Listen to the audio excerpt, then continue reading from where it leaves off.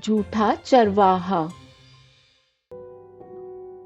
एक बार एक गांव में एक लड़का रहता था। अपनी भेड़ों को चराने के लिए वह रोज जंगल में जाया करता था। भेड़ियों का इलाका होने के कारण गांव के सभी चरवाहे और लकड़हारे जंगल में आस पास ही रहते थे, ताकि खतरा होने पर वे एक दूसरे की सहायता कर सकें। लड़का बहुत शरारती था। एक दिन जब उसकी भेड़ें घास चर रही थी, तो वह बैठे बैठे उकता रहा था। तभी उसे एक शरारत सूझी। उसने सोचा, क्यों ना मैं आस-पास काम कर रहे गांव वालों की परीक्षा करके देखूं। ये सब कहते तो हैं कि खतरे में सहायता करेंगे, पर यदि भेड़िया सच में यहाँ आ गया, तो क्या ये सब अपने काम को छोड़कर मेरी सहायता के लिए यहाँ आएंगे? ऐसा करने से मेरा समय भी व्यतीत हो जाएगा। परिणाम के बारे में सोचे और समझे बिना उसने बार बार चिल्लाना शुरू कर दिया। अरे कोई बचाओ मेरी भेड़ों को, यहाँ एक भयानक भेड़िया आ गया है।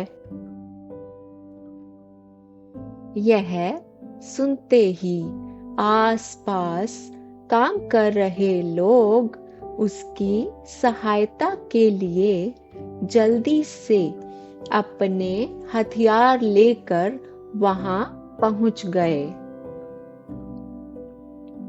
किंतु वहां तो कोई भेड़िया नहीं था। लड़का उन्हें देखकर जोर जोर से हंसने लगा। उसने कहा, तुम लोग तो आ गए। मैं तो देखना चाहता था कि मुसीबत में क्या कोई मेरी सहायता के लिए आएगा। आने के लिए बहुत धन्यवाद। गांव वालों ने उसे समझाया कि झूठ बोलना बुरी बात है, उसे ऐसा नहीं करना चाहिए। लड़का भी अपनी गलती को मान गया और सभी से क्षमा मांगी। कुछ दिन बीत गए।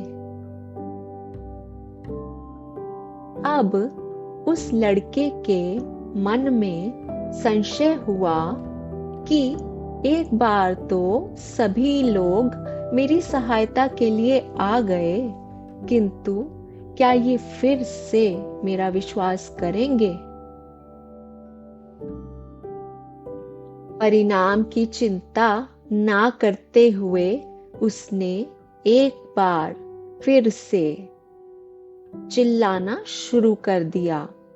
अरे कोई बचाओ मेरी भेड़ों को, इस बार सच में भयानक भेड़िया आ गया है। उसका विश्वास करके एक बार फिर से गांव वाले उसकी सहायता के लिए भागते हुए आ गए। लड़के ने कहा कि वह देखना चाहता था कि क्या अब भी सभी लोग उसकी सहायता के लिए आएंगे। किंतु इस बार उसने गांव वालों के विश्वास को खो दिया था। कुछ दिन और बीत गए। एक दिन लड़का रोज की तरह अपनी भेड़ों को जंगल में चरा रहा था।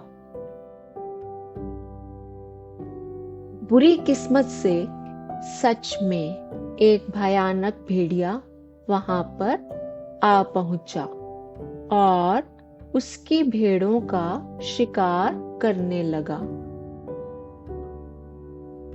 लड़का बहुत डर गया और चिल्लाकर आसपास के लोगों को पुकारने लगा, अरे कोई बचाओ मेरी भेड़ों को, मैं झूठ नहीं बोल रहा, इस बार एक भयानक भेड़िया सच में आ गया है। सभी लोगों ने उसकी पुकार सुनी तो सही, पर विश्वास नहीं किया। लड़के को अपनी गलती के कारण अपनी कई प्यारी भेड़ों को खोना पड़ा। इस कहानी से हमें यह शिक्षा मिलती है कि झूठे व्यक्ति पर कोई भी विश्वास नहीं करता।